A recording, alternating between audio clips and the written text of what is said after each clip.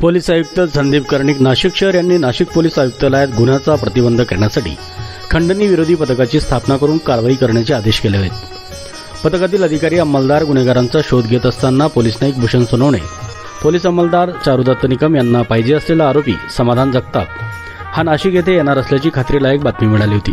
त्या अनुषंगाने पथकातील अधिकारी व अंमलदार यांनी दिनांक 7/7/2025 रोजी नाशिक शहरात वेगवेगळ्या ठिकाणी सापळे लावले होते। आरोपी समाधान केवरलाल जगताप वय 34, व्यवसाय हॉटेल, राहणार मुक्काम पोस्ट चौगाव, तालुका बागलाण, जिल्हा नाशिक हा वाघ्या मुरडी हॉटेल, नांदुरा नाका, नाशिक येथे मिळून आल्याने त्यास ताब्यात घेण्यात आले। या गुन्ह्यातील पाहिजे असलेला आरोपी असून तो वकील असल्याचे भासून फसवणूक करत असल्याचे निष्पन्न झाले। पुढील कारवाई कामी सरकारवाडा पोलीस ठाण्याच्या ताब्यात देण्यात आले असून पुढील तपास सुरू आहे।